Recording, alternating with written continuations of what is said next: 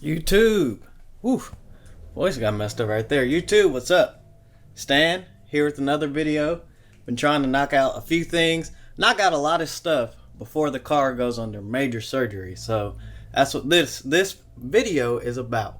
So as you can tell by the title, it's going to be about the rear suspension from BMR for the upper and lower trailing arms, or upper and lower control arms and the trailing arm. So that's what the video is about. I roll the intro. Make sure you subscribe, watch all the ads. Let's get to it.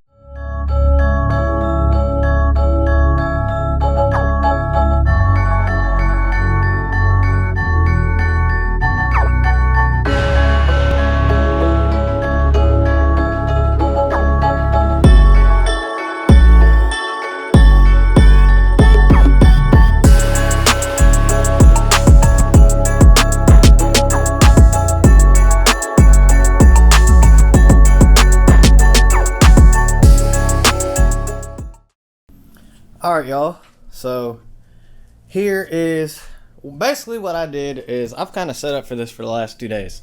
As you can see, got the car up on jack stands, just kind of chilling. I call it monster truck mode because it sets up like a monster truck, whatever. I actually got that from Greg because he used to make fun of my car. But anyway, we'll start here. We'll shed some light on the situation. This is stock 1LE suspension, stock SS suspension for the most part. It's very similar. You can see how it's assembled, but what I want to talk about is these arms. So we head over here, and this is what we're coming from. What was just on that side of the car, stamped steel. I mean, it's lightweight, I'll give it that, but I mean, you can't see it, but I can almost bend this with my hand. So you got to imagine how much deflection that goes through under some hard driving, even some regular driving. How much that moves around, flexes, does its thing. This is the BMR stuff. So this one is, I don't want to tell y'all the wrong part, because I just been slapping them on. So lower trailing arm. So BMR setup, square tubing, nice welded ends, nice bushing on the end, thicker sides over here, just a real nice piece overall, right? Real nice. Even the rest of these are stamped steel in their boxes. I'll grab my light. We'll roll over here to this side. Tools on the ground. And boom. Well, I'll do it this way. Got this side already set up. Good to go. Everything bolted in. Harness tucked away. Even got the sway bar end link on there. So that's what I'm going to show you guys as far as the driver's side. I did the passenger side because there's not much room over here in the garage. So I figured I would do that myself. Get it knocked out. Take my time. Figure out what I do and don't need to do. Do the driver's side for you guys. Make it all nice and special. Little cinematics. And we'll go from there. So that is the driver's side for the 1LE that has to be completed. I'll try to give you guys some tips and pointers. A lot of it will be time lapse. And we'll go from there. If you don't know already, if you haven't watched the video, please do. Well, let me get some light. If you ain't got no light, you guys ain't gonna be able to see. Come back to my light. Grab it. If you don't know already, I have the BMR, that little head right there, BMR sway bar end links in the front. Very, very good piece. Did a video on that. Make sure you check that out. And we'll complete the back. I know the actual BMR sway bars are good, but I'm not going that deep into changing the suspension. I feel like the arms are good. I need to get the rear. Like I don't have the arm for that goes back here on the back side of the suspension. I do need it. It's actually the most expensive piece out of all of this. As far as each individual arms, that one is the most expensive. It's a double adjustable, but I'm gonna wait for that. Give me something to do. I feel like with the sway bar, front sway bar end links plus rear sway bar end links plus upper and lower trailing arms and control arms, it'll drive and ride pretty good. So let me get started here in a minute, and we'll get into it, and I'll try to do what I do and explain it to you.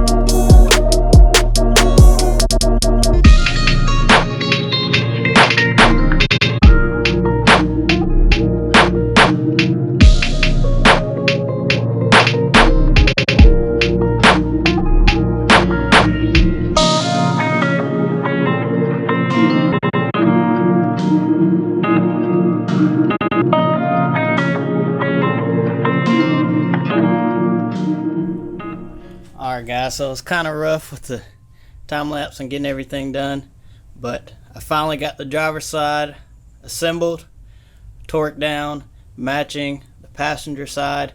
I had to swap the sway bar end links because I had them on the wrong side. Everything's all greased up. That's the one thing you got to remember. Grease up all their Zerk fittings that they provide for you. Make sure you do that so one, you don't get any noise, and then burn these bushings up as well. What else I want to tell you guys? I just use zip ties to tie up this harness up to the line, just kind of like how it would be on the factory one, because the factory one has a little grommets that kind of hold it in, so you just kind of got to adapt to that. All of these bolts, even the ones up there and over there, are fairly simple to get to. You just got to break them loose first, and then as long as you got the right tools, you'll be able to get them off. You can torque down pretty much every single one. None of these parts come with actual instructions, but they're on the BMR website for each individual part. You can read what they do suggest. It's funny. I wish I would have read that before I did this, but I went and bought all these GM bolts. So I got those bolts and some other bolts, and it's like $100 worth of bolts, because these suspension bolts are supposed to be torqued to yield. And I figured that even when I put my BMR springs on, because I forgot these are BMR springs. I wish they were red, but they're not. Anyways, even when I did my BMR springs, I put the factory hardware back in there, haven't had a problem. If you read BMR's website, when you go to the instructions, they say on their cars that they reassemble, that they do at their factory or facility, they use the stock bolts.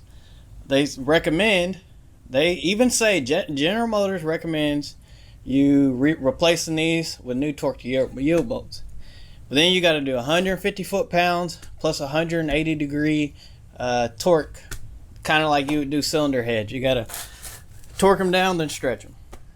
That's why I kind of feel like cylinder heads is different. Obviously, those things are under high pressure all the time. This, same thing with the ones I didn't replace. BMR, what they recommend is you just torque them down to 70 foot-pounds when you put them back on and leave them at that. So I torqued them to about 76 foot-pounds at least, somewhere a little bit more. I put Loctite on the end of all the nuts, and I feel like that's going to hold it together. So especially since BMR, they recommend it. They said they haven't had any issues with any car doing it that way. So that's that. That's the one thing I want to tell you guys. Like I said, you grease everything up. You can read each individual part has instructions on BMR's website. Make sure you pay attention to the instructions on the sway bar inlay. Don't be like me and put them on wrong. Greased all that up, and I really like it. So what I'm about to do is put the wheels back on the car, get it back on the ground, roll it out. It needs a bath really bad. You can even look at the wheels. They're disgustingly dirty. But I do got to do an oil change on the truck. I'm not going to film that. It's just an oil change. We got some good stuff going on with the truck too. I don't have the key for it, but finally got some major upgrades on that. Watch those videos that should have already dropped. I still got to edit them right now. Well, by the time this video comes out, all that stuff should be displayed on YouTube for your viewing pleasure. And I guess that's about it. I'll throw these wheels back on. CTSV looking monstrous as usual. I'm gonna get to drive this sometime this week. That would be nice. Here are the old parts, like I said. Not the great, not the worst. This one is a little bit beefier, but then even the welds are kind of like meh. Get rid of them things. That's that little grommet I was talking about the harness sits in. But get rid of all that. This one up here is the worst. I mean, it's made out of nothing. It's literally a piece of steel folded on these seams and slapped together. Whatever. And then the thing, that stuff's on the Z01 1LE. That's crazy. But anyway, let me finish, get this car on the ground, and we'll wrap this up. Alright, here she is. Back on the ground. Been a few days since we had her back on the ground. Everything didn't make any noises when I put it back on the ground. Nothing exploded, anything like that. I think we're in good shape. We're gonna go ahead and take the car out. I mean, that's the only thing left to do. Let's hop in it and take it out. Grab my suction cup, put this thing up, and I'm gonna run the PDR this time. Plus, it's gonna help the suspension settle because it's big gap right now, big gap. But here's the Corsa greatness. Oof. Leno's Garage. Follow your boy on Instagram, Stan1LE. Shout out to Corsa. Let's fire this Corsa up. Oh man, 1LE probably needs some gas, so don't mind if it tells me that.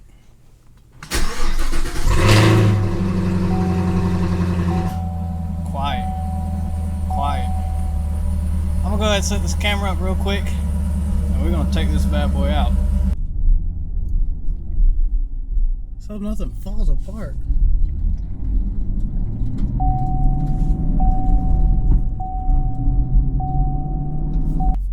Dang it, we're gonna get stuck behind slow car. I can't really tell you how it feels right this second.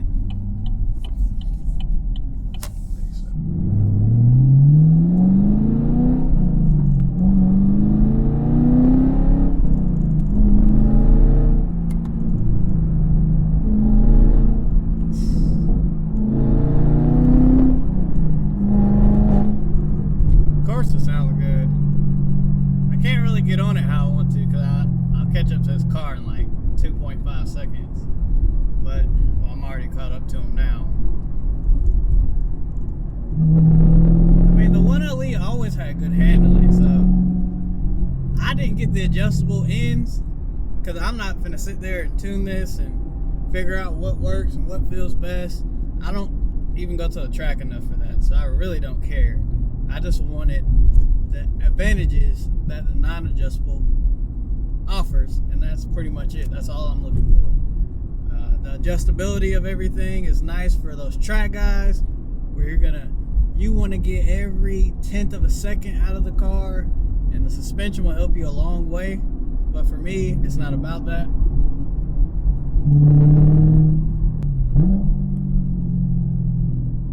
We'll go to my favorite area and make a run, make a pass.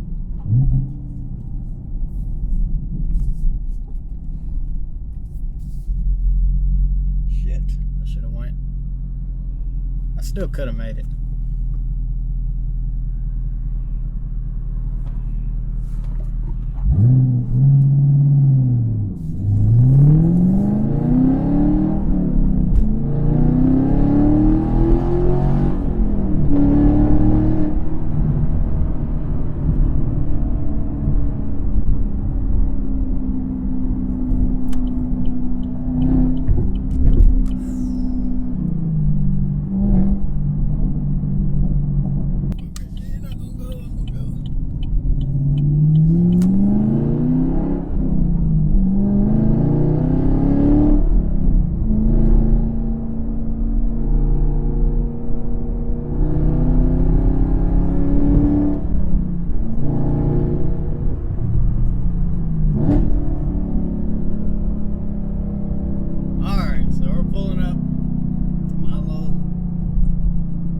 Technical section, I call it. It's got almost everything.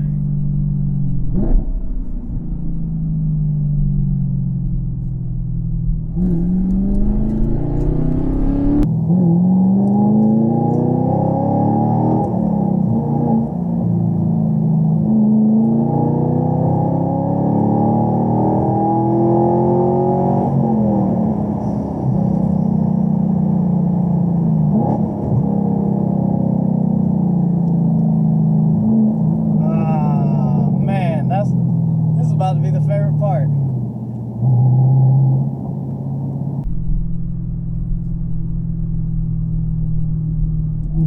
It feels pretty good though. It feels pretty good. I like it. When you lean on these tires, on whatever corner you're going on, whatever you're leaning on, it feels a little bit more planted, a little bit like it's like not. I don't want to say like it's digging in the ground because you don't want it to dig. But it's like it's planted. I mean, that's the easiest way I can explain it. Like before, I felt like the chassis was always on the edge of just like sliding out, and the tires were holding you down so good. Like, I mean, I got good tires on here. It comes with good tires on it from the factory. So that's what's holding you where you're at. The chassis is like on its edge, ready to step out.